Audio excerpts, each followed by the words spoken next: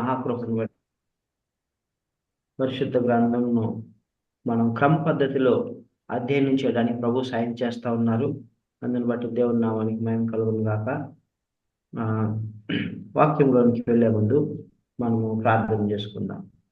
మహాపరిశుద్ధులకు మా గొప్ప దేవ, అల్పమేఘ అయిన తండ్రి, ఆది అంతమైన దేవ, మీకు వందనాలు స్తోత్రాలు చెల్లిస్తున్నాను. దేవా, ఈ యొక్క ఉదయకాల సమయం అందు మేము స్తుతించి ఆరాధించి కనపరుస్తున్నాం. ప్రభా దేవా, ఏమిచ్చి మీరు నాన్ని మేము తీర్చుకోగలం. జాషువా గ్రంథాన్ని అధ్యయనం చేస్తున్నాం.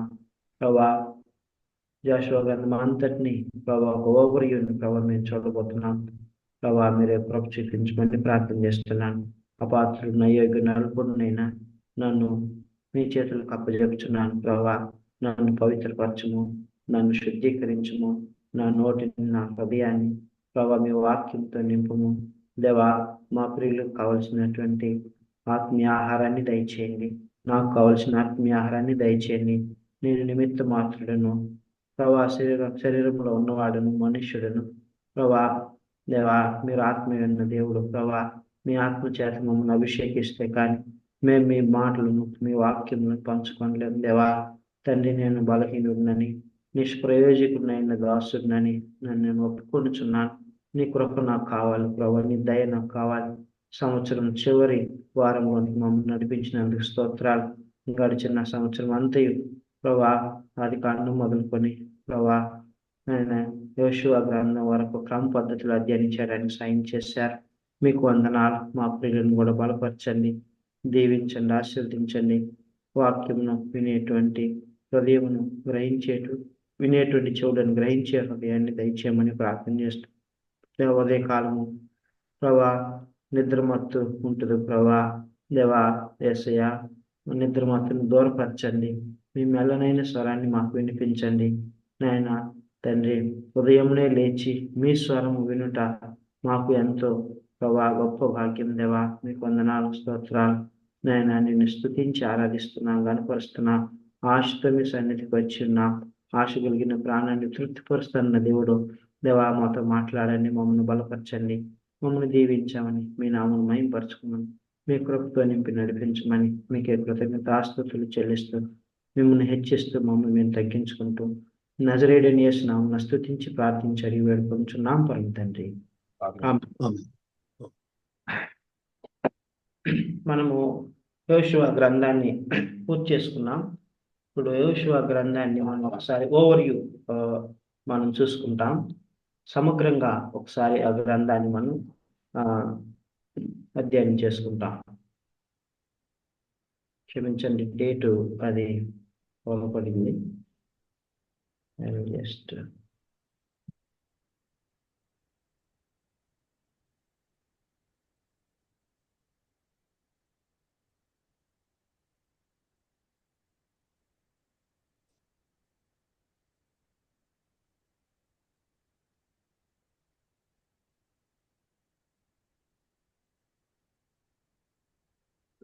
సో పాత నిబంధన గ్రంథాన్ని మనం 5 భాగాలుగా విభజించుకొని సులువుగా అర్థం చేసుకుంటాం. ధర్మశాస్త్ర గ్రంథాలు 5: ఆది కాండము, నిర్గమకాండము, లేవికాండము, సంఖ్యాకాండము, ద్వితీయోపదేశ కాండము. తర్వాత చరిత్ర 12 గ్రంథాలు ఉన్నాయి. యోషువ మొదలుకొని ఎస్తేరు వరకు. జ్ఞానం గురించి 5 గ్రంథాలు ఉన్నాయి. యోబు గ్రంథం మొదలుకొని పరమగీతం వరకు. పెద్ద ప్రవక్తలు 5 ఉన్నారు. యెషయా గ్రంథం నుంచి దానియేలు గ్రంథం వరకు. చిన్న ప్రవక్తలు 12 మంది ఉన్నారు, హోషేయ గ్రంథం నుంచి మలాకి వరకు. సో ఇజ్రాయేలును ఒక జాతిగా దేవుడు పుట్టించాడు అబ్రహాం ద్వారా. ఆది కాండంలో ప్రారంభమైంది. నిర్గమకాండంలో ఇజ్రాయేలును ఒక జాతిగా ఏర్పరచుకొని విమోచన కార్యక్రమాన్ని ప్రారంభించారు. లేవి కాండంలో మరి రక్తము ద్వారా, గొర్రెపిల్ల రక్తము ద్వారా, యేసుక్రీస్తు రక్తము ద్వారా దేవుడు ఇజ్రాయేల్ ప్రజలను తనకు సమీపంగా తీసుకొచ్చాడు. సంఖ్యాకాండంలో ఒక గొప్ప జాతిగా ఇజ్రాయేల్ గుర్తింపు పొందింది. ద్వితీయోపదేశ కాండంలో దేవుని యొద్ద నుండి ధర్మశాస్త్రాన్ని రెండవసారి ఉపదేశంగా పొంది ఉన్నారు. సో యోషువ గ్రంథము సమగ్రంగా మనం చూసినట్లయితే, యోషువ అనగా దేవుడు రక్షణకర్తే ఉన్నాడు, రక్షించువాడై ఉన్నాడు. అనేటువంటి అర్థం హిబ్రూ భాషలో వస్తుంది. తర్వాత యెహోషువ గ్రంథము పాత నిబంధనలో 6వ పుస్తకము మరియు చరిత్రలో మొదటి పుస్తకము 24 అధ్యాయాలు ఉన్నాయి. 658 వచనాలు ఉన్నాయి.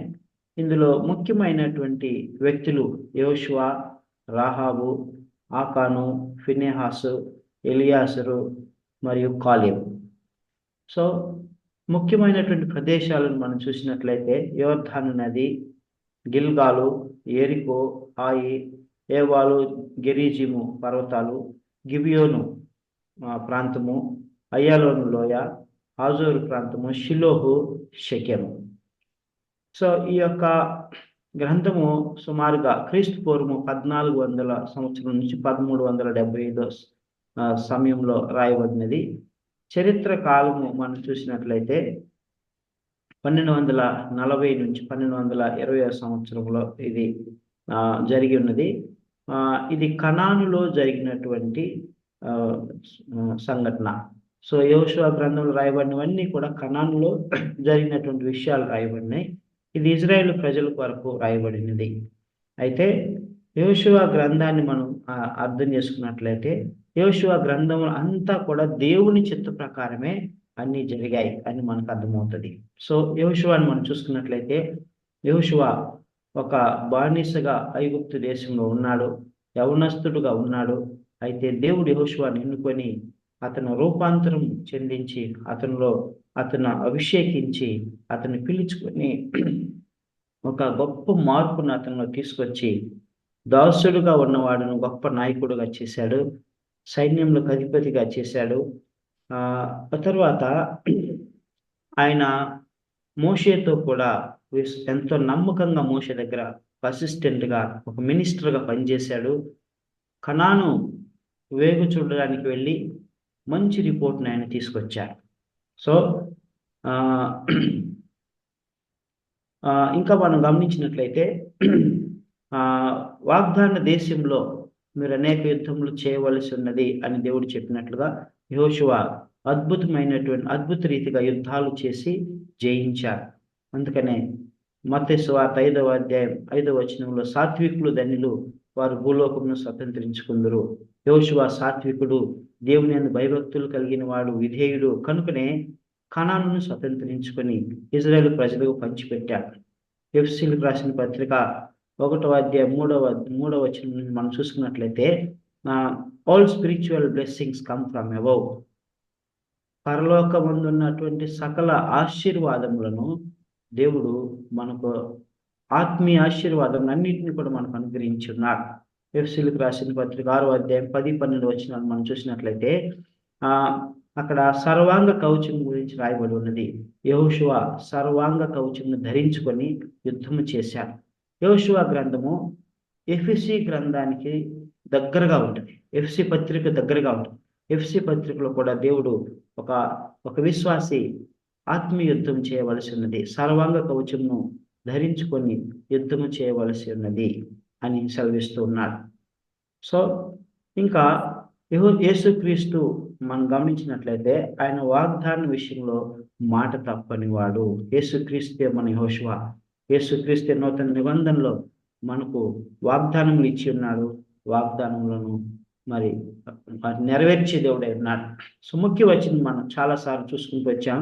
1వ అధ్యాయం 11వ వచనం, మీరు స్వాధీనపరచుకుంటకు మీ దేవుడైన యెహోవా మీకు ఇచ్చున్న దేశం స్వాధీనపరచుకొనబోటుకై 3 దినముల్లోగా మీరు యోర్దాను నదిని దాటవలను, కనుక ఆహారమును సిద్ధపరచుకోండి. So this is the outline that we should remember. 3 భాగాలుగా మనం విభజించుకున్నాం, 3 parts. Part 1 chapter 1 to 11 wars and victories, యుద్ధాలు విజయాల గురించి మనం మొదటగా చూసుకుంటాం. Number 2 part 2 the Canaan was divided and gave as inheritance to the 12 tribes of Israel. 12వ అధ్యాయం నుంచి 22వ అధ్యాయం వరకు మనం చూసుకుంటాం. Third part Joshua's farewell message, Joshua యొక్క అంతిమ సందేశం 23వ అధ్యాయం నుంచి 24వ అధ్యాయం, ఈ 2 అధ్యాయాలు మనం చూసుకుంటాం. సో పార్ట్ 1 మనం గమనించినట్లయితే యుద్ధాలు విజయాలలో దేవుడు యెహోషువను బలపరుస్తూ ఉన్నాడు. మోషే చనిపోయిన తర్వాత, దేవుని సేవకుడైన మోషే చనిపోయిన తర్వాత యెహోషువ ఆ బాధ్యతలను తీసుకున్నాడు. సో అప్పుడు యెహోషువలో కొంచెం భయం ఉన్నది. యెహోషువను ధైర్యపరుస్తూ, బలపరుస్తూ అద్భుతమైనటువంటి వాక్యముల ద్వారా బలపరుస్తాడు. తర్వాత యెహోషువ ఇజ్రాయేల్ ప్రజలను యోర్దాను నది దాటడానికి సిద్ధపరుస్తాడు. రూబేనీయులు, గాదీయులు, అర్ధగోత్రపు మనిషి వారిని కూడా యుద్ధానికి రమ్మని పిలుపునిస్తారు. వారు కూడా యుద్ధానికి వస్తారు. వారు కూడా సహకరిస్తారు. ఆ తర్వాత రాహాబును గురించినటువంటి విశ్వాసం, రాహాబు యొక్క విశ్వాసము గురించి మనం చూస్తాం. తర్వాత ఇజ్రాయేలీలు ఆ యోర్దాను నదిని దాటేటువంటి క్రమాన్ని మనం చూస్తాం. మెమోరియల్ స్టోన్స్ అక్కడ పెడతారు. తర్వాత వారు సున్నతి చేయబడతారు. పస్కా పండుగను ఆచరిస్తారు. తర్వాత ఎరికో పట్టణమును మీద దాడి చేసి ఎరికో పట్టణమును దేవుడు ఇజ్రాయేల్ ప్రజలకు అనుగ్రహిస్తాడు. తర్వాత హాయి పట్టణము కూడా వారు జయిస్తారు. తర్వాత గిబియోనీయులు ఇజ్రాయేల్ ప్రజలను ఒక కపటోపాయంతో వారు నిబంధన చేస్తారు, ఒడంబడిక చేసుకుంటారు. దాని గురించి మనం చూస్తాం.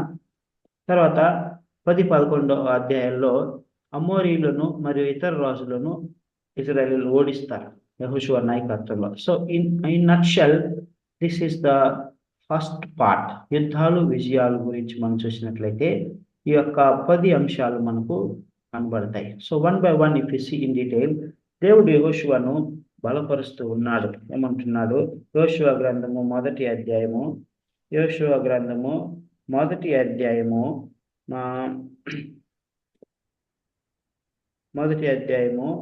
5వ వచనం. శేఖర్.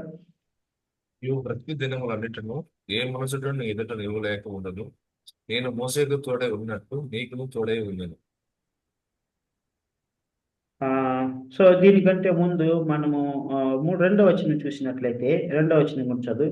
కాబట్టి నువ్వు లేచి నీవును నీ జనులందరూ ఈ యొర్దాను నది దాటి నేను ఇజ్రాయేల్ ఇచ్చుచున్న దేశంలోకి వెళ్ళుడి.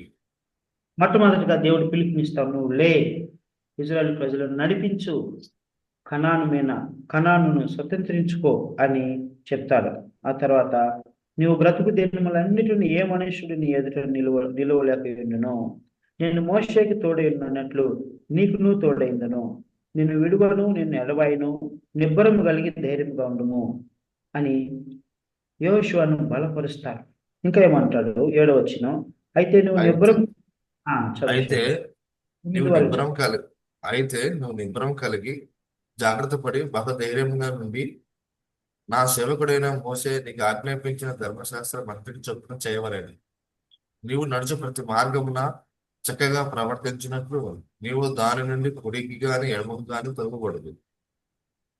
ఈ ధర్మశాస్త్ర గ్రంథమును నువ్వు బోధింపక తప్పిపోకూడదు. దానిలో రాయబడిన వాటన్నిటి ప్రకారము చేయుటకు నువ్వు జాగ్రత్త పడినట్లు దీవారాత్రం దాన్ని ధ్యానించిన ఎడల నీ మార్గమును వర్ధిలింప చేసుకుని చక్కగా ప్రవర్తించదు. నేను నీకు ఆజ్ఞ ఇచ్చున్నాను కదా, నిబ్బరం కలిగి ధైర్యంగా నుండుము, దిగులు పడకము, జడియకము. నువ్వు నడుచు మార్గం అంతటిలో నీ దేవుడైన యెహోవా నీకు తోడై ఉండును. ఆమేన్. నీవు నడుచు మార్గం అంతటిలో నీ దేవుడైన యెహోవా నీకు తోడైండును. ప్రియమైనటువంటి దేవుని బిడ్డలారా, యెహోషువను దేవుడు బలపరుస్తూ ఉన్నాడు, ధైర్యపరుస్తూ ఉన్నాడు. నేను నీకు తోడై ఉన్నాను, నేను నిన్ను బలపరుతును, నేను ధైర్యంగా ఉండి నిబ్బరం కలిగి ఉండుము, నేను నీతో కూడా ఉన్నాను అని అంటున్నాను. సో దేవుడి దినాన మనతో కూడా మాట్లాడుతూ ఉన్నాడు. మన ఆత్మీయ జీవితంలో మనం ఎన్నో పోరాటాలు చేయవలసి వచ్చును. శరీరంతోనూ, శరీర క్రియలతోనూ, సాతానుతోనూ, మరి వీటన్నిటితో కూడా మనము అనేక యుద్ధాలు చేయవలసి వచ్చును. అనేక శోధనలు వస్తాయి, పరీక్షలు వస్తాయి. అయితే దేవుడు సెలవిస్తా ఉన్నాడు, my dear brothers and sisters, I'm with you, I will never leave you not forsake you, do not be discouraged, do not be dismayed, for I am with thee అని అంటున్నాడు. అయితే ఈ ధర్మశాస్త్రం నుండి కుడికి కానీ ఎడమ కానీ నువ్వు తొలగిపోకూడదు, ధర్మశాస్త్రం నువ్వు బోధింపక మానకూడదు అని అంటున్నాడు. ఇంకేమంటున్నాడు? నీవు జాగ్రత్త పడినట్లు దివారాత్రులు దాన్ని ధ్యానించిన ఎడల, ధర్మశాస్త్రమును ధ్యానించిన ఎడల నీ మార్గమును వర్ధిల్ల చేసుకొని చక్కగా ప్రవర్తించెదవు అని అంటున్నారు. ప్రియమైనటువంటి దేవుని బిడ్డలారా, God is encouraging Joshua with a condition. యోషువా, ఈ ధర్మశాస్త్రం నుంచి నువ్వు కుడికి కానీ ఎడమ కానీ తొలగిపోకూడదు. దానిలో ఉన్నవి నువ్వు పాటించు, దాన్ని అనుసరించి నడుచుకో. అప్పుడు ఏమంటున్నాడు, అలా నువ్వు చేసిన ఎడల ఏమవుతుంది అంటున్నాడు, నీ మార్గమును వర్ధిల్ల చేసుకుంటావు, చక్కగా ప్రవర్తించేదవు అని అంటున్నాడు. నీ మార్గం అంతట్లో నీ దేవుడైన యెహోవా నీకు తోడై ఉంటాడు అని అంటున్నాడు. ధర్మశాస్త్రాన్ని ధ్యానించకపోతే, బోధించకపోతే, వాక్యములను ఆకలింపు చేసుకోకపోతే దేవుడు మనతో కూడా ఉండడం. మనం ఏ మనిషిని ఎదుట నిలవలేం. That's what God is telling. నువ్వు బ్రతుకు దినములన్నిట ఏ మనుషుడు నీ ఎదుట నిలవలేడు. No man shall be able to stand before you in all the days of your life. ఎప్పుడు ధర్మశాస్త్రంను ధ్యానిస్తే, వాక్యంని ధ్యానిస్తే, వాక్యంను హృదయంలో ఉంచుకున్నట్లయితే, దేవుని యందు విశ్వాసం ఉంచి దేవునితో సహవాసం చేసినట్లయితే, అప్పుడేమంటున్నాడు, అలా చేస్తే ఏమంటున్నాడు, నీ మార్గమును వర్ధిల్ల చేసుకుంటావు అంటున్నాడు. దేవుడు నీ తోడుగా ఉంటాడు అంటున్నాడు. ఒకవేళ అలా చేయకపోతే, వాక్యంను ధ్యానించకపోతే, వాక్యంను బోధించకపోతే, వాక్యంను మర్చిపోతే ఏమంటున్నాడు, నువ్వు ఏ మనుషుని ఎదుట నిలవలేవు అంటున్నాడు. అదే జరిగింది హాయి పట్టణంలో. చిన్న పట్టణమే, 10,000 మంది జనాభా. వారి ఎదుట ఇజ్రాయేలీలు నిలువలేకపోయారు. కారణం ఏంటంటే తప్పిపోయారు. ప్రియమైనటువంటి దేవుని బిడ్డలారా, God is encouraging us this morning that meditate the word of God, remember the word of God. దేవుని వాక్యంను ధ్యానించు, దేవుని వాక్యం హత్తుకొని, దేవుని వాక్యం అనుసరించి నడువు, నీ మార్గం వర్ధిల్ల చేసుకుంటావు అని అంటున్నాడు. సో తర్వాత వారిని యోర్దాను దాటమని ప్రోత్సహిస్తూ ఉన్నాడు, సిద్ధపడని అని చెప్తూ ఉన్నాడు. తర్వాత ఈ యొక్క రూబేనీయులు, గాదీయులు మోషే చెప్పిన ప్రకారం మీరు కూడా యుద్ధానికి వెళ్ళాలి. యోర్దాను నది దాటి అవతలికి వెళ్ళి మీ సహోదరులు కనానును జయించే వరకు వారితో కూడా మీరు యుద్ధం చేయాలి. మీకు యోర్దాను తూర్పు పక్కన మీకు ఆల్రెడీ స్వాస్థ్యం దొరికిందని చెప్పేసి మీరు అలక్ష్యంగా ఉండవద్దు, వారితో కూడా రావాలి, వెళ్ళండి, రండి అని చెప్పినప్పుడు వారు అంగీకరిస్తారు. మోషే యొక్క యెహోషువ యొక్క నాయకత్వాన్ని వారు బలపరుస్తారు. నువ్వేం చెప్తే అది చేస్తాము, నువ్వు ఎక్కడ వెళ్ళమంటే అక్కడ ఉంటాము, నువ్వు ఎలా నడిపిస్తే అలాగ నడుచుకుంటామని వారు యెహోషువకు సమర్పించుకున్నారు.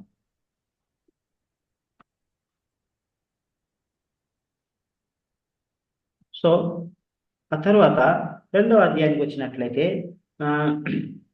యెరికోను వేగు చూడటానికై 2 వ్యక్తులను యెహోషువ పంపిస్తారు. వారు యెరికో పట్టణంలోనికి వెళ్తారు. ఎవరు వారికి ఆశ్రయం ఇవ్వరు. అయితే రాహాబు అనేటువంటి ఒక వేశ్య తన ఇంటి ద్వారం తెరిచి వారిని ఆహ్వానిస్తుంది, వారికి భోజనం పెడుతుంది. వెంటనే ఈ విషయం రాజుకు తెలుస్తుంది. రాజు భటులను పంపిస్తాడు. ఎవరో కొత్త వారు వచ్చారంట, వేగు చూడటానికి వచ్చారంట అని రాహాబు తలుపు తట్టినప్పుడు, రాహాబు వారు వచ్చిన మాట వాస్తవమే, అయితే వారు ఆల్రెడీ దాటిపోయారు, ఆ యొక్క పట్టణం నుండి వెలుపలికి ద్వారం గుండా వెళ్ళిపోయారు, మీరు వారిని వెంబడించండి, మీరు వెంబడించినా మీరు వారిని కనుగొందురు అని చెప్తారు. అని చెప్పేసి వారిరువురిని తన ఇంటి పైన ఒక చోట జనప నార కట్టెలు వేసి వారిని వాటి కింద దాచిపెడతారు అనమాట. దాచిపెట్టి వారి దగ్గరికి వెళ్ళి అద్భుతమైనటువంటి విశ్వాసంతో కూడినటువంటి మాటలు కలుగుతుంది. వారి దగ్గరికి వెళ్ళి, అయ్యా మీ దేవుడైన యెహోవాయే దేవుడు, ఆయనే సృష్టికర్త, ఆయన యెహోవా పేరు వినగానే, ఇజ్రాయేలీయుల పేరు వినగానే మా గుండెలు కరిగిపోతూ ఉన్నాయి, మేమందరం భయక్రాంతులకు గురి అవుతున్నాం. యెరికో పట్టణస్థులు, కనానీయులందరూ వణికిపోతూ ఉన్నారు. కనుక మీరు ఈ పట్టణం జయించినప్పుడు నన్ను నా కుటుంబాన్ని జ్ఞాపకం చేసుకోము అని నేను మీకు ఉపకారం చేశాను, కనుక మీరు నాకు ఉపకారం చేయుడి అని ఆవిడ చెప్తుంది. తన కుటుంబం అంతటిని కాపాడమని కోరుకుంటుంది. చూడండి ఇక్కడ 2వ అధ్యాయము 9వ వచనం. 2వ అధ్యాయము 9వ వచనం, యెహోవా 10 వచనాలు. యెహోవా ఈ దేశము మీకు ఇచ్చుచున్నాడనియు మీ వలన మాకు భయం పుట్టుననియు మీ భయం వలన ఈ దేశ నివాసులందరికీ ధైర్యము చెడుననియు నేను ఎరుగుదును. మీరు ఐగుప్తు దేశంలో నుండి వచ్చినప్పుడు మీ ఎదుట యెహోవా ఎర్ర సముద్రపు నీరుని ఎలాగో ఆర్ ఆరిపోచేసెను. యొర్దాను తీరంలోనున్న అమోరీయులు ఇద్దరు రాజులైన సెగూనుకును ఓగుకును మీరేమి చేసిద్దరో అనగా మీరు వారిని ఎలాగో నిర్మూలన చేసిద్దరో ఆ సంగతి మేము ఇంటిమి. మేము వినినప్పుడు మా గుండెలు కరిగిపోయాను. మీ దేవుడైన యెహోవా పైన ఆకాశమందును క్రింద భూమి అందును దేవుడే. మీ ఎదుట ఎట్టి మనుషులకైనాను ధైర్యం ఏమాత్రం ఉండదు. సో ఇక్కడ ఈ యొక్క స్త్రీ వేశ్య అయినప్పటికీ కూడా విశ్వాసాన్ని ప్రకటిస్తూ ఉన్నది. She proclaimed faith in the God of Israel. అన్ని జనులు వేశ్య, ఎరికో పట్టణం పాపాలకు కూడలి అయినా కూడా అక్కడ ఒక విశ్వాసాన్ని కూడా ప్రకటిస్తూ ఉన్నది. My dear brothers and brothers, your God is the God of heaven and earth, I believe that అని అంటూ ఉన్నది. అని ఏమంటుంది? మాకు ధైర్యం చాలదు, అయితే మీరు ఈ పట్టణాన్ని జయించినప్పుడు నా తల్లి, నా తండ్రి, నా అన్నదమ్ములు, నా అక్క చెల్లెలను, వారి కలిగి ఉన్న వారందరూ చావకుండా బ్రతుకునిచ్చి రక్షించినట్లుగా దయచేసి యెహోవా తోడని ప్రమాణం చేయడనెను. ప్రమాణం చేయించుకుంది. మరి అలాగనే ప్రమాణం చేయించారు. వారిని గోడ మీద నుంచి, ఆ ఇల్లు గోడ మీద ఉంటుంది, సో ఆ గోడ మీద నుంచి వారిని బాస్కెట్లో పెట్టి మెల్లగా దించేసింది ఒక తాడు ద్వారా. సో ఆ విధంగా వారు వెళ్ళిపోతారు. సో ఆ విధంగా వారు ఉపకారం చేశారు కనుక, వారికి ఉపకారం చేసింది కనుక వారు కూడా రాహాబుకు ఉపకారం చేస్తారు. సో రాహాబు యొక్క విశ్వాసం గొప్ప విశ్వాసమని, విశ్వాస వీరుల వరుస క్రమంలో ఆవిడ పేరు ఉందని మనం చూసుకున్నాం. హెబ్రీయులకు రాసిన పత్రిక 11వ అధ్యాయం విశ్వాస వీరుల వరుస క్రమం. ప్రియమైనటువంటి దేవుని బిడ్డ, వేసి అయినా కూడా దేవుని వద్దకు వచ్చి దేవుని యందు విశ్వాసం ఉంచినప్పుడు తన పాపం అంతటిని పరిహరించి క్షమించి దేవుడు వారిని ఇజ్రాయేల్ యొక్క వంశావళిలోకి తీసుకొచ్చారని మనం చూసుకున్నాం. ఆవిడ దావీదు మరియు బోయాజ్ యొక్క వారి వంశావళిలోకి వచ్చింది, యూదా వంశావళిలోకి వచ్చిందని మనం చూసుకున్నాం. సో ఆ విధంగా ఆవిడ యొక్క విశ్వాసం ద్వారా రక్షించబడింది. ప్రియమైనటువంటి దేవుని బిడ్డలారా, అందుకనే దేవుని వాక్యం సెలవిస్తా ఉన్నది, రోమీయులకు రాసిన పత్రిక 10వ అధ్యాయం 9వ వచనంలో, మీలో ఆయన దేవుడని మీ హృదయంలో మీరు విశ్వసించిన యెడల, మీ నోటితో మీరు అంగీకరించిన యెడల మీరు రక్షించబడదురు అని వాక్యం సెలవిస్తా ఉన్నది. సో ఆ తర్వాత వేగులు వారు తిరిగి వెళ్ళి సమాచారం ఇచ్చినప్పుడు యోర్దాను నదిని దాటమని దేవుడు యెహోషువకు పిలిపిస్తాడు. అప్పుడు యెహోషువ ఇజ్రాయేల్ ప్రజలను అంటాడు, మీరు మిమ్మల్ని శుద్ధిపరచుకునండి, మీ యొక్క పాత వస్త్రములను తీసివేయండి, శుద్ధీకరించుకునండి, యోర్దాను నదిని దాటబోచున్నామని అంటాడు. ఆ విధంగా ఫస్ట్ మందసం వెళ్తుంది. ఆ మందసానికి దాదాపు 2000 మీటర్ల దూరంలో ఇజ్రాయేల్ ప్రజలు వారు బయలుదేరుతారు. సో ఆ విధంగా బయలుదేరి వారు ఆరిన నేలన, ఎప్పుడైతే యాజకులు కాళ్ళు ఆ యొక్క యోర్దాను నది నీళ్లు అంచుకు తాకుతాయో వెంటనే అటువైపు నీళ్లు జలరాశిగా ఆగిపోతాయి. అదాం అనేటువంటి ఒక ప్లేస్ దగ్గర ఆగిపోతాయి. ఆరిన నేలని మీరు నడిచి పోతారు. ఆ తర్వాత వారికి దేవుడు సెలవిస్తారు, మీరు 12 రాళ్ళు తీసుకోనండి, 12 రాళ్ళు తీసుకొని అక్కడ ఒక గుట్టగా వేయండి, ఆ యోర్దాను నది లోపలే ఒక మాన్యుమెంట్ గా దాన్ని వేయండి, మెమోరియల్ స్టోన్స్ గా వాటిని నిలబెట్టండి అని అంటాడు, చిహ్నాలుగా వాటిని నిలబెట్టమంటాడు. తర్వాత 12 రాళ్ళను తీసుకొని యోర్దాను నది దాటి గిల్గాలు అనే ప్రాంతానికి తీసుకురమ్మంటాడు. ఆ ప్రాంతంలో వాటిని జ్ఞాపకార్థంగా నిలబెట్టమని, స్తూపాలుగా నిలబెట్టమని సెలవిస్తాడు. సో గిల్గాలు అనేటువంటి ప్రాంతము చాలా ఇంపార్టెంట్. గిల్గాలు అంటే మనం చూసుకున్నాం, గాలు అనగా దొర్లింపబడటము అని మనం చూసుకున్నాం. దొర్లింపబడటము అని అంటే పాపములు, వారి నింద అన్ని కూడా దొర్లింపబడినాయి. ఐగుప్తులు వారి మీదకి వచ్చినటువంటి దాసత్వం దొర్లింపబడింది. వారు బానిసలుగా ఉన్నారు, బానిసత్వం దొర్లింపబడింది. వారి ఉన్న అవమానము, నిందలన్నీ దొర్లింపబడి వారి జీవితంలో సంతోషము, ఆనందము వచ్చినాయి. ఎందుకంటే వారు వారసులు అవబోతూ ఉన్నారు, ఒక వాగ్దాన దేశానికి వారసులు అవబోతూ ఉన్నారు. ఐగుప్తుల వారికి ఏమి హక్కులు లేవు. ఐగుప్తుల వారు బానిసలుగా ఉన్నారు, కనాన్లో ఓనర్స్ అవుతా ఉన్నారు. ప్రియమైనటువంటి దేవుని బిడ్డలారా, కనుక వారి పాపములన్నీ దొర్లింపబడినాయి. అలాగనే ప్రభు అయినటువంటి యేసుక్రీస్తు మరి కల్వరి శిలువపై ఆయన కార్చిన విలువైన, ప్రశస్తమైన, నిష్కలంకమైన, నిర్దోషమైన రక్తం ద్వారా మన పాపములన్నీ దొర్లింపబడినాయి. మనం స్వతంత్రులయ్యాం, మన దేవుని రాజ్యం వారసులయ్యాం, మనం నీతిమంతులమయ్యాం. ఆ తర్వాత మన్నా అయిపోయినది. వారు కనానులో ఉన్నటువంటి ఆహార పదార్థాలను వారు భుజించారు. సో ఒక దేవుని యొక్క దూత యెహోషువ కనబడి, యెహోషువ నువ్వు చెప్పులు విడుము, నువ్వు ఉన్న స్థలం పరిశుద్ధ స్థలం అని దేవుని సేవ కొరకు యెహోషువ అని పిలుస్తుందని మనం చూసుకున్నాం. ఇక్కడ యుద్ధానికి వెళ్లే ముందు 4 ఇంపార్టెంట్ థింగ్స్ ఇక్కడ దేవుడు సెలవిస్తా ఉన్నాడు. Number 1, Israel was cleansed. ఇశ్రాయేలీలు వాళ్ళు ఏమయ్యారు? వారు శుద్ధీకరించుకున్నారు. నంబర్ 2, వారు సున్నతి చేయబడ్డారు. నంబర్ 3, వారు పస్కా పండుగను ఆచరించారు. నంబర్ 4, ఇది పరిశుద్ధ స్థలం, మీ చెప్పులు ఇవ్వడమని యెహోషువ చెప్పులు విడిచి వారి దేవుని గణపరిచారు. So these are the things that we should do in our life, everyday life. So మనం పరిశుద్ధపరచుకుంటూ ఉండాలి, మనం సున్నతి చేసుకుంటూ ఉండాలి, మనం దేవుడు మనకు చెప్పినటువంటి వాటిని మనం చేస్తూ ఉండాలి, మరియు అపవిత్రమైన వాటికి అవకాశము ఇవ్వకూడదు. సో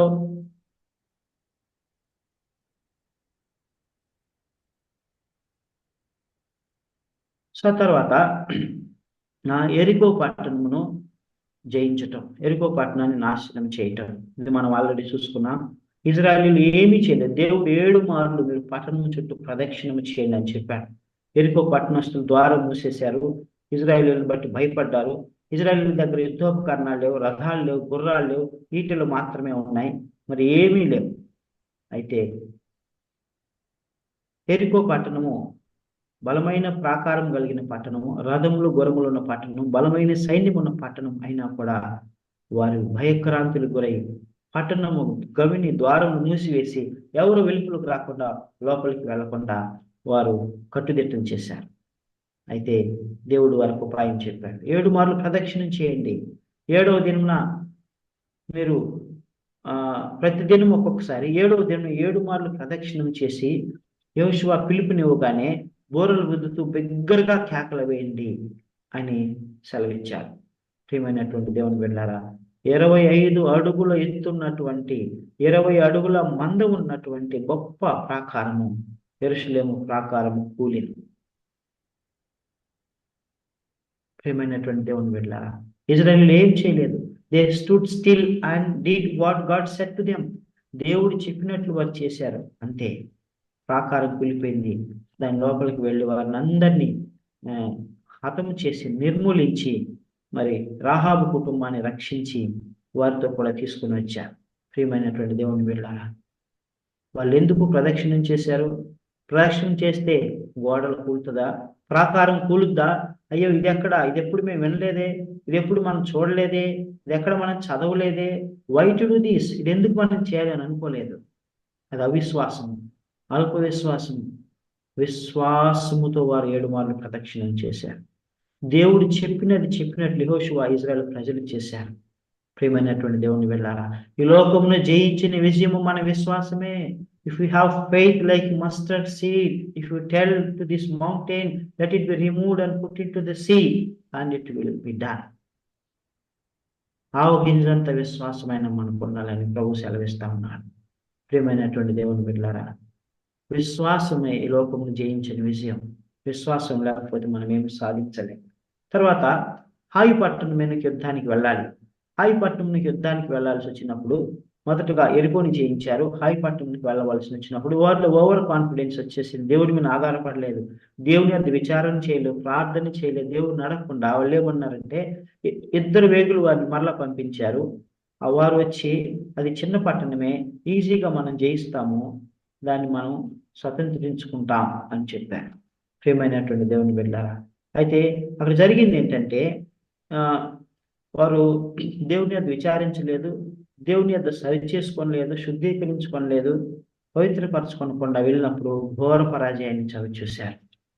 ప్రియమైనటువంటి దేవుని బిడ్డలారా, యెహోషువ వస్త్రములు చింపుకొని మరి దేవుని పాదం యొద్దకు వెళ్ళి ఏడ్చి ప్రార్థన చేశారు. ప్రభువా, ఎందుకు ఈ ఓటమి?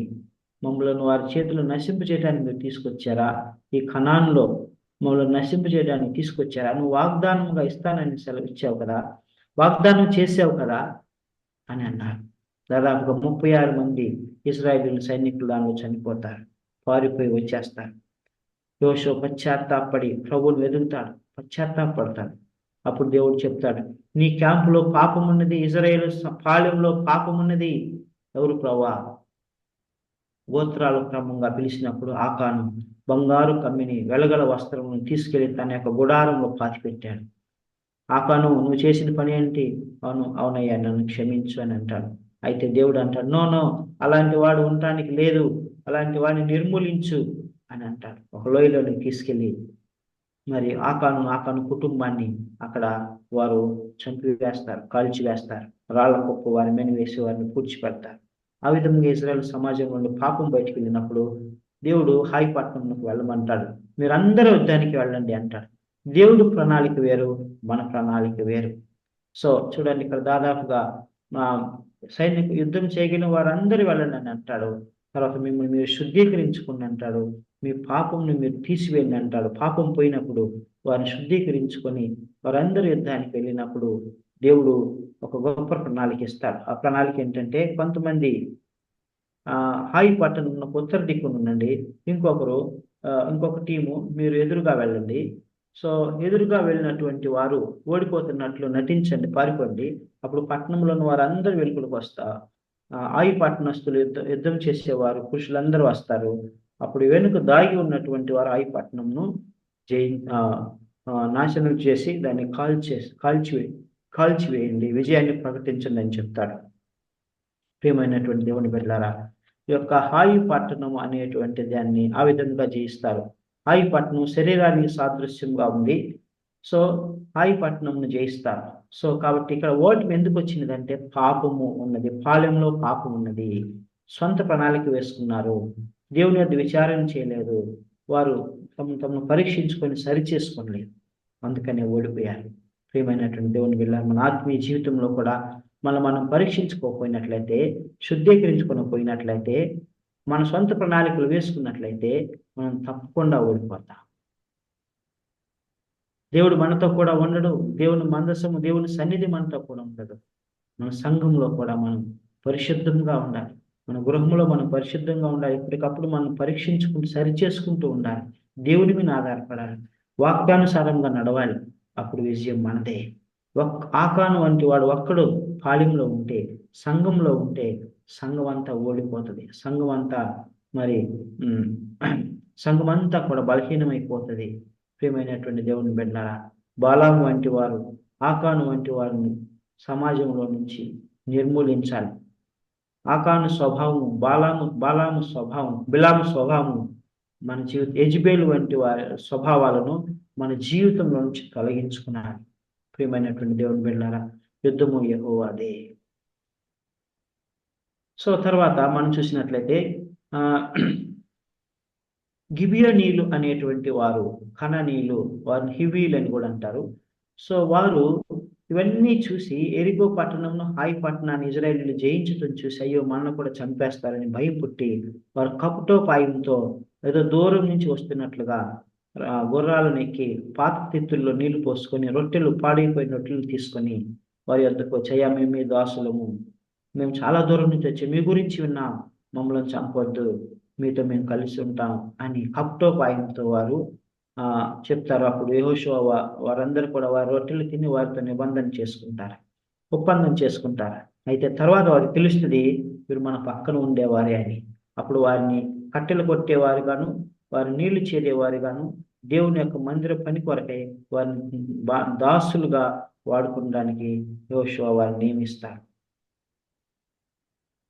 సో మనం నేర్చుకోవాల్సినటువంటి పాఠం ఏంటంటే, మనము సాతానుని జయించాలి, శోధనని జయించాలి, పరీక్షని జయించాలి. సో లోకము నుండి మనకు శోధన వస్తుంది. లోకము ఎరుకో లోకానికి సాదృశ్యంగా ఉన్నది, హాయి పట్టణము శరీరానికి సాదృశ్యంగా ఉన్నది. సాతాను మన విరోధి. ప్రియమైనటువంటి దేవుని బిడ్డలారా, శత్రుత్రయం ఇది. సో ఈ యొక్క శత్రుత్రయాన్ని మనం జయించాలంటే everyday we should seek God's guidance. దేవుని వాక్యాన్ని మనం ధ్యానించాలి. మన రహస్య పాపాలను, బహిరంగం మనం చేసిన పాపాలను మనం ఒప్పుకోనాలి. సో మనం పరీక్షించుకోనాలి. మనం పశ్చాత్తాపడాలి. పాపము కొరకే పశ్చాత్తాపడినప్పుడు మన దేవుడు జయాన్ని ఇస్తాడు. ఒకసారి చేసినటువంటి పాపాన్ని మనం మరలా చేయకూడదు. సో ఇక్కడ ఇంకొక లెసన్ ఏంటంటే, విబియోనీయుల విషయంలో మనకు దేవుడు నేర్పే లెసన్ ఏంటంటే, యోహాను రాసిన మొదటి పత్రిక 4వ అధ్యాయం 1-3 వచనాల్లో, ఆత్మను పరీక్షించుడి, మనుషులను పరీక్షించుడి, వివేచన జ్ఞానం మనకు కావాలి.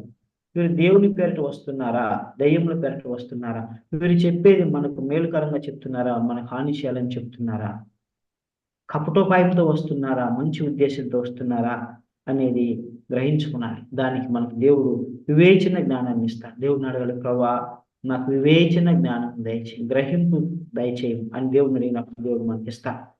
తర్వాత ఇశ్రాయేలు ప్రజలు అమోరీయులను మరి ఇతర కానానీయులను జయిస్తారు. 5 రాజులు యుద్ధం చేయడానికి వస్తారు. వారికి నాయకుడు యెరూషలేము రాజు అయిన అదోనీసెదెకు. సో ఇతను 5 రాజులను తోడు చేసుకుని వస్తే యెహోషువ 5 రాజులు గిబియోనీయుల మీదకి వస్తారు. అప్పుడు గిబియోనీయులు కబురు పంపుతారు. గిబియోనీయులు కబురు పంపినప్పుడు యెహోషువ రాత్రికి రాత్రి 5 రాజులను సంహరించి జయాన్ని అనుగ్రహిస్తారు. వారిని సమూలంగా నిర్మూలించారు. That's what we see. So వారు శరీరానికి సాదృశ్యంగా ఉన్నారు, లోకానికి సాదృశ్యంగా ఉన్నారు.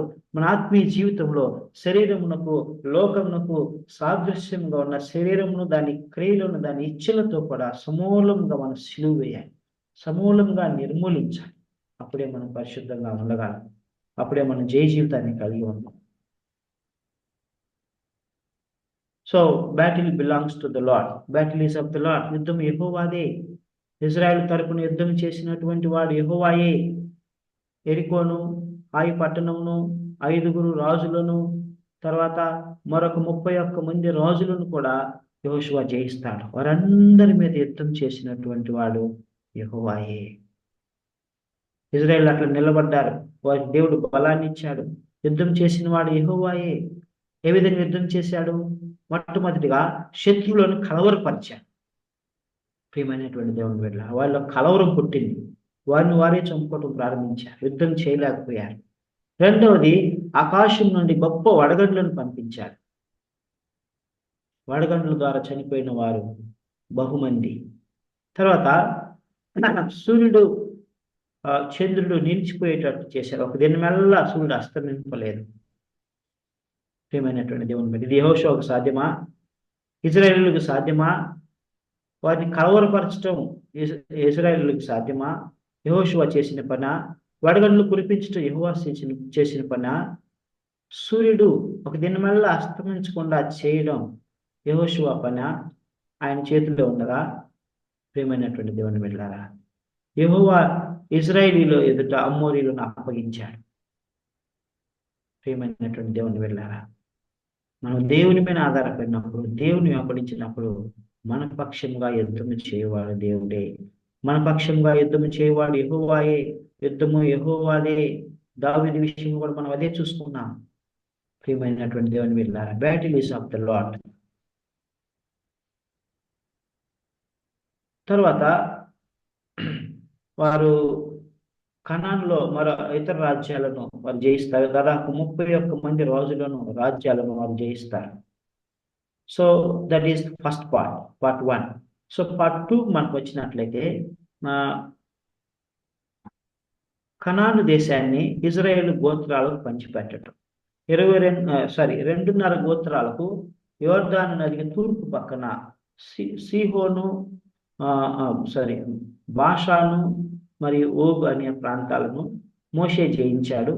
దాన్ని వారికి స్వాస్థ్యంగా ఇచ్చాడు. రూబేనీయులకు, గాదీయులకు, అర్ధగోత్రపు మనుష్య వారికి యోర్దాను నదికి తూర్పు వైపునే వారికి భాగాలు ఇచ్చాడు. సో ఆ తర్వాత మిగతా వారికి 9.5 గోత్రాలకు మరి యోర్దాను నదికి యువతల వైపున ఇచ్చారు. సో ఈ యొక్క రెండో భాగంలో 4 విషయాలు ఉన్నాయి.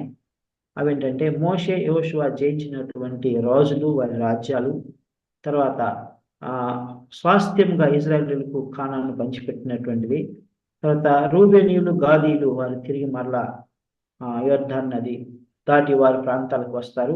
అయితే అక్కడ వారు ఒక బలిపీఠాన్ని కడతారు. ఈ 4 విషయాలు ఉంటాయి ఇందులో. యాజ్ ఏ సెడ్, హెష్బోన్ రాజు అయినటువంటి సిహోను, బాషాను రాజు అయినటువంటి ఓగు. సో వీరు ప్రాంతాలను మోషే సమయంలోనే జయించారు. అది రూబేనీయులకు గాదీయులకు అర్థగోత్ర మనుష్య వారికి ఇచ్చారు. తర్వాత కనానులో మిగతా 9.5 గోత్రాలకు యెహోషువ ఎలియాజరు యాజకుడుగా ఉన్నాడు. వీరు దాన్ని స్వాస్థ్యముగా పంచిపెట్టారు. సో వారు పెద్దల సమక్షంలో, నాయకుల సమక్షంలో, యాజకుడి సమక్షంలో యెహోషువ మరి వారికి దాన్ని పంచిపెట్టాడు. లేవీయులకు స్వాస్థ్యం లేదు. అయితే ఇక్కడ కాలేబు గురించి ఒక అద్భుతమైనటువంటి మాటను మనం చూస్తాం. కాలేబు దేవుని నిండు మనసుతో వెంబడించినటువంటి వాడని మనం చూస్తాం. సో కాలేబు మరి యెహోషువ వీరిద్దరు మాత్రమే కానాన్లోనికి ప్రవేశించారు, మొదటి తరం వారిలో నుండి. చూడండి ఇక్కడ 14వ అధ్యాయము, యెహోషువ గ్రంథము 14వ అధ్యాయము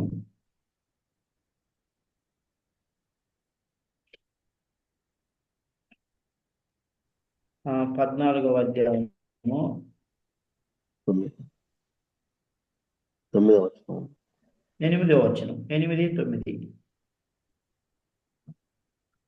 నాతో కూడా బయలుదేరి వచ్చిన నా సహోదరులు జనుల హృదయములను కలుగ చేయగా నేను నా దేవుడైన యెహోవాను నిండు మనసుతో అనుసరించి తిని. ఆ దినమున మోసే ప్రమాణం చేసి, నీవు నా దేవుడైన యెహోవాను నిండు మనసుతో అనుసరించితివి గనుక నువ్వు అడుగుపెట్టిన భూమి నిశ్చయంగా నీకును నీ సంతానమునకును ఎల్లప్పుడూ స్వాస్థ్యంగా ఉంటున్నాను. ఇక్కడ నిండు మనసుతో దేవుని వెంబడించినటువంటి వ్యక్తి బైబిల్ గ్రంథంలో కాలేబు అనేటువంటి వ్యక్తి. అంటే అరకొరగా కాదు, అన్ని పరిస్థితులు బాగున్నప్పుడు మాత్రమే కాదు, అన్ని అనుకూలంగా ఉన్నప్పుడు మాత్రమే కాదు, నిండు మనసుతో ఆజ్ఞలను అనుసరించి వాటిని పాటిస్తూ ధర్మశాస్త్రం అనుసరించి నడుచుకుని దేవుని సంతోషపరిచినటువంటి వ్యక్తి, గొప్ప వ్యక్తి కాలేబు. అందుకని ఆయన హెబ్రోను స్వాస్థ్యంగా దేవుడు ఇచ్చాడు. అనాకిము వంశస్థులు వారిని కూడా, శేషయి, అహిమాను, తల్మాయి అనేటువంటి 3 బలార్జులను, గొలియాత్ వంటి వారి వంశపు వారిని కూడా ఆయన ఓడించి దాన్ని స్వాధీనపరచుకున్నాడు. అయితే యెబూసీయులను మాత్రము యూదులు వారిని తోలివేయలేకపోయారు, వారిని ఓడించలేకపోయారు, వారిని నిర్మూలించలేదు. సో కాలేబు గురించి ఒక మాట మనం నేర్చుకునేది ఏంటంటే, పరిశుద్ధాత్మతో నింపబడిన వాడు, నిండు మనసుతో యెహోవాను అనుసరించినటువంటి వాడు. ప్రియమైనటువంటి దేవుని బిడ్డలారా, మనం ఎలాగ అనుసరిస్తున్నాం? నిండు మనసుతో మనం దేవుని వెంబడిస్తున్నామా? నిండు మనసుతో మనం ప్రార్థన చేస్తున్నామా? నిండు మనసుతో మనం వాక్యాన్ని ధ్యానిస్తున్నామా? నిండు మనసుతో మన ఇతరులకు వాక్యాన్ని పంచుకుంటున్నామా? పరిశుద్ధ బలలో పాల్పంపులు పొందుతున్నామా? సహవాసంలో ఉంటున్నామా? లేకుంటే సమయం దొరికినప్పుడు మందిరానికి వెళ్తూ సమయం నేను బిజీగా ఉన్నానని చెప్పుకుంటూ మనం మందిరానికి వెళ్లకుండా ఆగిపోతున్నామా? ప్రియమైనటువంటి దేవుని బిడ్డలారా, ఒకవేళ దేవుడే బిజీ అయిపోయి నీ ప్రార్థన వినకపోతే, నువ్వు కష్టంలో ఉన్నప్పుడు, నీ శోధనలో ఉన్నప్పుడు, పరీక్షలో ఉన్నప్పుడు దేవుడు నేను బిజీగా ఉన్నాను, నేను నీకు సహాయం చేయలేను అంటే నీ బ్రతికేంటి? నీ పరిస్థితి ఏంటి? ప్రియమైనటువంటి దేవుని బిడ్డలారా, నిండు మనసుతో దేవుడిని అనుసరించటం, దేవునితో సహవాసం చేయటం, పరిశుద్ధ బలలో పాల్పంపులు పొందటం, వాక్యంని ధ్యానించటం, ప్రార్థన చేయటం మనం చేసినప్పుడు దేవుడు మనల్ని ఆశీర్వదిస్తాడు. తర్వాత సెలోపిహాతు కుమార్తెలకు వారికి కూడా స్వాస్థ్యం ఇస్తాడు. తర్వాత మనష్షే, ఎఫ్రాయిము, బెన్యామీను, జెబులూను, ఇశ్శాఖారు, ఆషేరు, నఫ్తాలి, దాన్, సిమియోన్ వీరందరికీ కూడా వారి వారి జనసంఖ్య ప్రకారము వారికి స్వాస్థ్యముగా దేవుడు ఇస్తాడు. తర్వాత 6 ఆశ్రయపురాలను కూడా నియమిస్తారు. 3 ఏమో యోర్దానుకు అటువైపున, తూర్పు వైపున, 3 ఏమో ఇటువైపున. సో వీటి గురించి మనం చూస్తాం. తర్వాత దేవుడు చేసినటువంటి వాగ్దానాల్లో ఏ ఒక్కటి కూడా తప్పిపోలేదు. 45వ వచనం, 21వ అధ్యాయము 45వ వచనం. This is what we hear about God's goodness, God's faithfulness. చూడండి 21వ అధ్యాయము 45వ వచనం. 21వ అధ్యాయము 45 చదవండి. సారీ, 44. 44. యెహోవా 44. 44 చదువు. కదన్నా. 44 చదువు. యెహోవా వారి పితరులతో ప్రమాణం చేసి వాటన్నిటి ప్రకారము అన్ని దిక్కుల యందు వారికి విశ్రాంతి కలుగజేసింది. యెహోవా వారి పితరులందరినీ వారి చేతికి అప్పగించి ఉండేను కనుక వారిలో నొక్కడును ఇజ్రాయేల్ ఎదుట నిలవలేకపోయాను. యెహోవా ఇశ్రాయేలులకు సెలవిచ్చిన మాట అన్నిటిలోనూ ఏది తప్పి ఉండలేదు, అంతయు నెరవేరింది. యెహోవా ఇశ్రాయేలు ఇశ్రాయేలులకు సెలవిచ్చిన మాటలన్నిటిలో ఏది తప్పి ఉండలేదు, అంతయు నెరవేరింది. ఏదియూ తప్పి ఉండలేదు. What a faithful God, what amazing God is our God. ఆయన వాగ్దానము చేసిన వాటిలో ఏది తప్పిపోలేదు. అబ్రహాం చేసిన దాన్ని తప్పిపోలేదు, ఇస్సాకు యాకోబు చేసిన దాన్ని తప్పిపోలేదు, మోషేకు చేసిన దాన్ని తప్పిపోలేదు, యోషువాకు చేసిన దాన్ని తప్పిపోలేదు. అయితే అబ్రహాము తప్పిపోయాడు, ఇస్సాకు గురించి మనకి ఎక్కువగా తప్పిపోయినట్టు కనపడలేదు, రాయబడలేదు, తప్పిపోయాడు. యాకోబు తప్పిపోయాడు, మోషే తప్పిపోయాడు, యోషువ కూడా తప్పిపోయాడు. అయితే పశ్చాత్తాపడి సరి చేసుకున్నాడు, కానీ దేవుడు తప్పిపోలేదు. ప్రియమైనటువంటి దేవుని వెళ్ళాడు. That is the greatness of our God. మన దేవుని యొక్క గొప్పతనం అదే. ఆయన మార్పు చెందని దేవుడు, ఆయన తప్పిపోయేటువంటి దేవుడు కాదు. ఆయన ఇచ్చిన వాగ్దానం నెరవేర్చే దేవుడు. Is a faithful God. ఆయన నమ్మదగిన వాడు. ఏ మాట ఆయన సెలవిచ్చిన మాటలన్నింటిలో ఏది తప్పి ఉండలేదు, అంతయు నెరవేరును. That's what God is promising this day. My dear son, my dear daughter, whatever the promises I have for you, whatever the plans I have for you, I will fulfil them. I will never ever forsake them.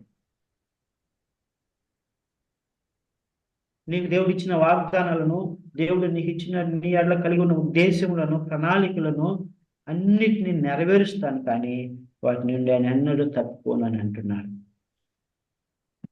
మనం విశ్వసించాలి. ప్రియమైనటువంటి దేవుని బిడ్డలారా, యుద్ధం అయిపోయింది. రూబేనీయులు, గాదీయులు వారు ఆ పంపకాలు అయిపోయినాయి. అప్పుడు వారు తిరిగి వారి బ్యాక్ వెళ్ళిపోతున్నారు. యుద్ధానికి తూర్పు వైపు వెళ్తున్నప్పుడు యోషువ వారికి అద్భుతమైనటువంటి ఒక మాట చెప్తాడు. 22వ అధ్యాయము 5వ వచనం. అయితే మీ పూర్ణ హృదయంతోనూ మీ పూర్ణాత్మతోనూ మీ దేవుడైన యెహోవాను ప్రేమించచ్చు, ఆయన అన్నిటిలో నడుచుకొనొచ్చు, ఆయన ఆజ్ఞలను గైకొనొచ్చు, ఆయనను హత్తుకొని ఆయనను సేవించుచు యెహోవా సేవకుడైన మోషే మీకు ఆజ్ఞాపించిన ధర్మశాస్త్రమును అనుసరించి నడుచుకునండి. మీరు ఆజ్ఞలను అనుసరించి నడుచుకోండి, ధర్మశాస్త్రాన్ని పాటించడి, దేవుని ప్రేమించడి, దేవుని హత్తుకొండి, మరువద్దు అని చెప్పి పంపిస్తాడు. అయితే వారు వెళ్తూ యోర్దాను దగ్గర అవతల వారు ఒక బలిపీఠాన్ని కడతారు. బలిపీఠాన్ని కట్టినప్పుడు మిగతా 9 గోత్రాలు వారికి సందేహం వస్తుంది. వీరు మన నుంచి విడిపోవాలనుకుంటున్నారు, వీరి ఉద్దేశం ఏంటి అని ఎలియాజరుతో పాటు కొంతమంది వెళ్ళి అడుగుతారు. వాళ్ళు అంటారు, మరి రాబోయే దినాల్లో కొత్త తరం వచ్చినప్పుడు మరి వాళ్ళు చెప్పొచ్చు, మీకు మాకు సంబంధం లేదు, మీరు వేరు మేము వేరు అనొచ్చు. అందుకని లేదు మనం అందరం ఒకటే అని చెప్పడానికి ఈ యొక్క బలిపీఠం కట్టామని చెప్తారు. సో ఆ విధంగా వారు చెప్పి సమాధాన పడతారు. సో ఇది 2వ భాగం. 3వ భాగానికి మనం వచ్చినట్లయితే యెహోషువ యొక్క వీడ్కోలు సందేశము, అంతిమ సందేశము, జోషువాస్ ఫేర్వెల్ మెసేజ్. అద్భుతమైనటువంటి సందేశం. 23వ అధ్యాయం, 24వ అధ్యాయం, 2 అధ్యాయాల్లో దేవుడు అమూల్యమైనటువంటి సందేశాలను ఇస్తూ ఉన్నారు. సో మొట్టమొదటిగా ఆయన ఏం చేస్తున్నాడు, ఒకసారి రివ్యూ చేస్తున్నాడు.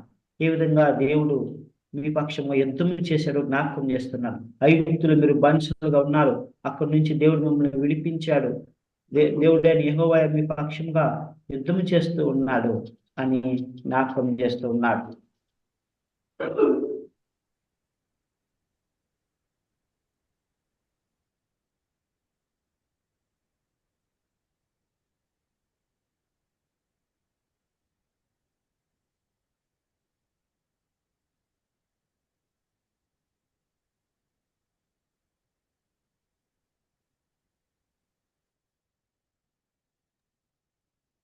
సారీ. సో ఆ విధంగా వారి జ్ఞాపకం చేస్తూ ఉన్నాడు. మీ ఎదుటి నుంచి మీ శత్రువులను తోలివేసినటువంటి వాడు దేవుడైన యెహోవాయే మీ పక్షంగా యుద్ధం చేయుచున్నాడు అని యుద్ధం చేయును. దేవుడు మీ ఎదురున్న గొప్ప కనాను జాతులని దేశంలోని వెళ్ళగొట్టి ఉన్నాడు. ఇది దేవుడు చేసిన పని అని జ్ఞాపకం చేస్తూ ఉన్నాడు. ప్రియమైనటువంటి దేవుని బిడ్డలారా, ఆ విధంగా యెహోషువ దేవుడు చేసిన గొప్ప కార్యాలను, మేళ్లను వారి జ్ఞాపకం చేస్తూ ఉన్నాడు. సో ఆ తర్వాత ఏమంటున్నాడు, 23వ అధ్యాయం 6 నుంచి 8 వచనాలను మీ బైబిల్ తెరవండి. నేను ఎక్స్ప్లెయిన్ చేస్తాను. మీ బైబిల్ తెరచి మీరు ఫాలో అవ్వండి. సో ఇది చాలా ముఖ్యమైనటువంటి విషయం కాబట్టి మీరు వాళ్ళకి చెప్తా ఉన్నారు. ఏమని చెప్తున్నాడు?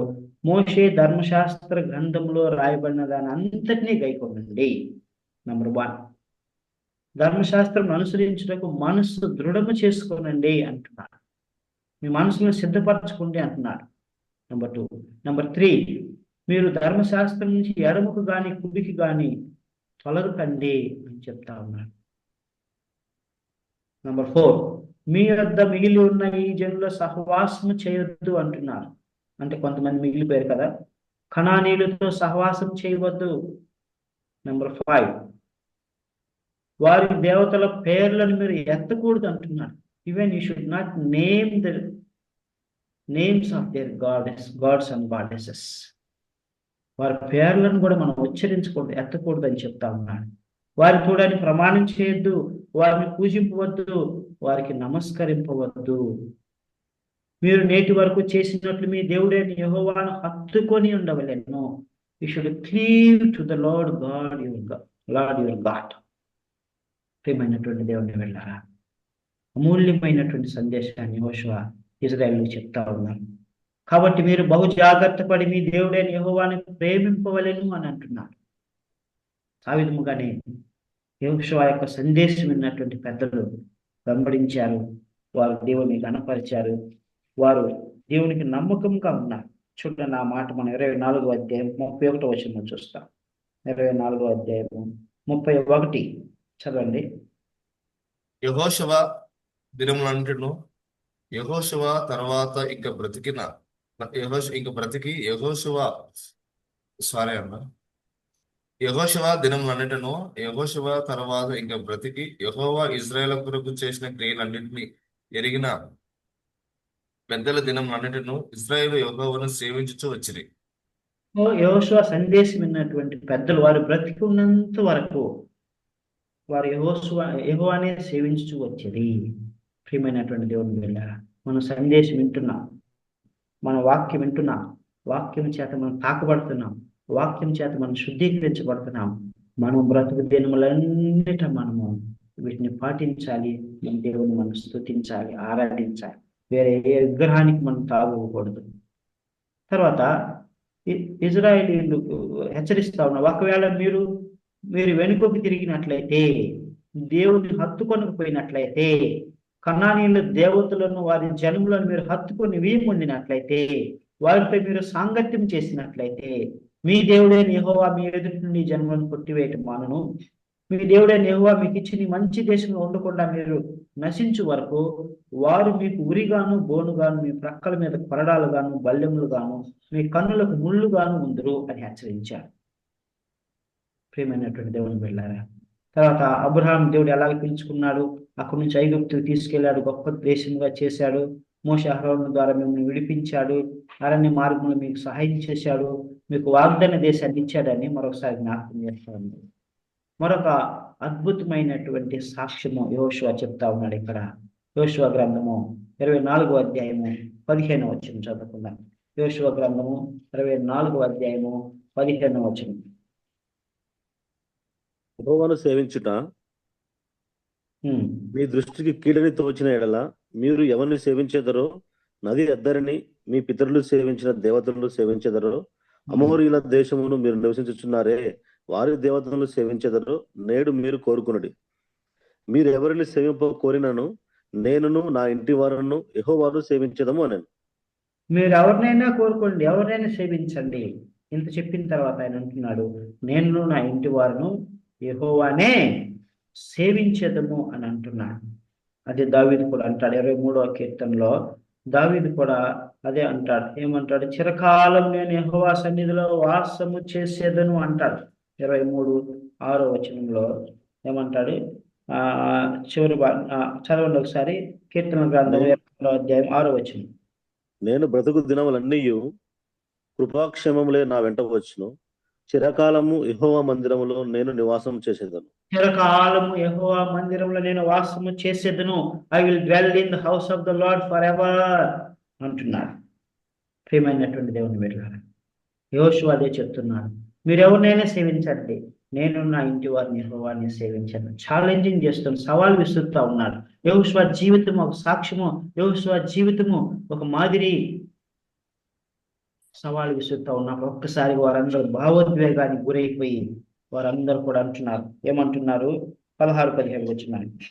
16-17 వచనాలు.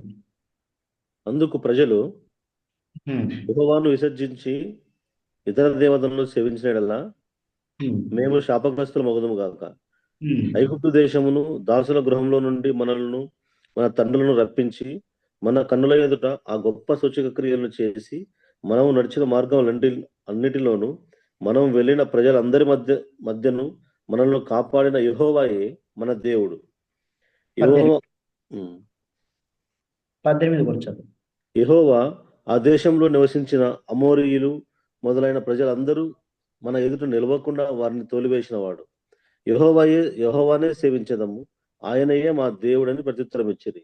యెహోవానే సేవించదము, ఆయనే మా దేవుడని ప్రత్యుత్తరం ఇచ్చారు. ప్రియమైనటువంటి దేవుని బిడ్డలారా, ఒక నాయకుడు భక్తిపరుడైతే, ఒక నాయకుడు విశ్వాస వీరుడైతే, ఒక నాయకుడు సాక్ష్యం కలిగిన వాడైతే ప్రజలందరూ కూడా ప్రేరేపించబడతారు, పురికొల్పబడతారు, సరిచేయబడతారు. వారు అదే అంటున్నారు. అయ్యా, నువ్వు చెప్పింది నిజమే, నువ్వు చెప్పింది నిజమే, మేము చూసాము, మేము విన్నాము, మమ్మల్ని ఎంతవరకు కాపాడినటువంటి యెహోవాయే మన దేవుడు, యెహోవానే సేవించదము అని అందరూ ప్రత్యుత్తరం ఇచ్చేశారు. అప్పుడు ఆయన అంటున్నాడు 19వ వచనం. అందుకు యెహోషువ, యెహోవా పరిశుద్ధ దేవుడు, రోషము గల దేవుడు. ఆయన మీ అపరాధములను మీ పాపములను పరిహరింపనివాడు. మీరు ఆయనను సేవింపలేరు. సో ఆయన పరిశుద్ధ దేవుడు, రోషం కలిగిన వాడు కనుక మీరు పాపం చేస్తే ఆయన మీ పాపాలను పరిహరించలు, మీరు ఆయన్ను సేవింపలేరు. అయితే మీరు మనసులను తిప్పుకొని, ఆయన మనసు తిప్పుకొని మీకు కీడు చేస్తాడు అని వారు అన్నారు. ఆయన అన్నాడు. అప్పుడు వారు అన్నారు, మేము యెహోవానే సేవించదమన్నారు. అయితే ఒక నిబంధన చేయండి అన్నారు. వారితో ఒక నిబంధన చేయించి అక్కడ షెకెములో ధర్మశాస్త్ర గ్రంథంలో అన్నిటినీ రాయించి ఒక పెద్ద రాతి మీద రాయించి, చూడండి 25-26 వచనాలు. 25-26. అట్లు యెహోషువ ఆ దినమున ప్రజలతో నిబంధన చేసి వారికి షెకెములో కట్టడను విధించి నియమించి దేవుని ధర్మశాస్త్ర గ్రంథములో ఆ వాక్యములను రాయించి పెద్ద రాతిని తెప్పించి యెహోవా పరిశుద్ధ స్థలములో ఉన్న సింధూర వృక్షము కింద దాన్ని నిలవబెట్టి జనులందరితో ఇట్లా నేను చదువు. ఆలోచించుడి, యెహోవా మనతో చెప్పిన మాటలన్నీ ఈ రాతికి వినబడను గనుక అది మన మీద సాక్షిగా ఉండును. మీరు మీ దేవుని విసర్జించిన యెడల అది మీ మీద సాక్షిగా ఉండును. యెహోషువ ఒక అద్భుతమైన పని చేస్తా ఉన్నాడు. వారి చేత ఒప్పించి, వారి చేత చెప్పించి ఏం చేస్తున్నాడంటే వారితో నిబంధన చేయిస్తున్నాడు, దేవునికి దగ్గరగా తీసుకొస్తున్నాడు. నిబంధన చేయించి వారిని దృఢపరుస్తూ బలపరుస్తూ దేవుని సేవించేలాగా చేస్తున్నారు. ఆ తర్వాత యెహోషువ చనిపోతాడు. తిమ్నాత్ సెరహ్ అనేటువంటి ప్రాంతంలో ఆయన పాతి పెడతారు. ఆ మన్యంలో షెకెము ప్రాంతంలో ఎఫ్రాయిమీయుల మన్యంలో పాతి పెడతారు. ఆ తర్వాత ఫినెహాసు కూడా చనిపోతాడు. ఆ విధంగా యెహోషువ తన జీవిత యాత్రను ముగిస్తాడు. సో యెహోషువ మోషే యొక్క సహాయకుడు, అసిస్టెంట్, మినిస్టరు, పరిశుద్ధాత్మతో నింపబడినటువంటి వాడు, దేవుని ఆత్మకి ఎల్లప్పుడూ నడపబడినటువంటి వాడు, దేవుని చేత పిలువబడి ఏర్పరచబడినటువంటి గొప్ప నాయకుడు. ఆయన బహుధైర్యవంతుడు, గొప్ప యుద్ధశూరుడు. తర్వాత దేవుని యొక్క విధేయుడు, దేవునికి విధేయుడు, దీనుడు, దేవుని వాక్యమునికి విధేయుడు, ధర్మశాస్త్రానికి విధేయుడు. తర్వాత మ్యాన్ ఆఫ్ ఫెయిత్, విశ్వాస వీరుడు. Man of prayer. దేవుని యొద్ద ఎప్పుడు కూడా ప్రార్థన చేసి కనిపెట్టేవాడు. మనం కూడా అలాగ ఉండాలని పలువురు జ్ఞాపకం చేస్తా ఉన్నారు. సో మనం యోషువ గ్రంథం నుంచి నేర్చుకోవాల్సినటువంటి ముఖ్య పాఠాలు ఏంటంటే, ధర్మశాస్త్ర గ్రంథమును మనం దివారాత్రము ధ్యానించాలి. జాగ్రత్తగా మనం దాన్ని ధ్యానించాలి. నెంబర్ 1. నెంబర్ 2, మనల్ని మనం పరిశుద్ధపరచుకుంటూ ఉండాలి. దేవునితో సహవాసం ఎల్లప్పుడూ మనం ఉండాలి. రాహాబు వంటి విశ్వాసం మనం దేవుని మీద ఉండాలి. తర్వాత మన ఊరికినే నిలబడి ఉండేలా దేవుడే మన పక్షం యుద్ధం చేస్తాడు. యుద్ధము యెహోవాదే. ఎరికో గోడలు కూలిపోయినాయి, ఈ పట్టణం నశించిపోయింది. 5 రాజులను ఓడించారు, 31 మంది రాజులను, రాజ్యాలను ఓడించారు. ఇవన్నీ ఎలా సాధ్యమైనాయి? వడగండ్లు ఎవరు కురిపించారు? కందిరీగలను ఎవరు పంపించారు? వారిలో కలవరాన్ని ఎవరు పుట్టించారు? దేవుడే పుట్టించాడు. ప్రియమైనటువంటి దేవుని వెళ్ళాలి. మనం దేవుని కొరకు నిలబడితే దేవుడు మన పక్షాన్ని యుద్ధం చేస్తాడు, మన విజయాన్ని అనుగ్రహిస్తాడు. మన హృదయాల్లో పాపాన్ని కలిగించుకున్నాను. పాపాన్ని తాగుండకూడదు. ఒకసారి చేసిన పాపం మరల చేయకూడదు. కాలేబులాగా నిండు మనసుతో మనం దేవుని ఆరాధించాలి, దేవుని వెంబడించాలి, దేవుని పూజించాలి. యోషువ లాగా మనం ఆయన్నే సేవించాలి. నేను నా ఇంటి వారిని యెహోవాని సేవించదము. ధర్మశాస్త్ర వాక్ని అనగా దేవుని వాక్యమును పాటించి మనం ఆయన హత్తుకొని ఉండాలి. ప్రియమైనటువంటి దేవుని బిడ్డలారా, ఈ లోకమును జయించిన విజయం మన విశ్వాసమే. విశ్వాసంతో మనం ఈ విధంగా జీవించినప్పుడు దేవుడు మన జీవితంలో గొప్ప కార్యాలు చేస్తాడు, అద్భుత కార్యాలు, ఆశ్చర్య కార్యాలు చేస్తాడు. దేవుడి కొరకు బలమైన సాక్షులుగా, సాధనలుగా మనం దేవుడు వాడుకుంటాడు. దేవుడి మాటలు దీవించుకుంటారు. ప్రార్థన చేసుకున్నాం. స్వామి శేఖర్, ప్రేయర్.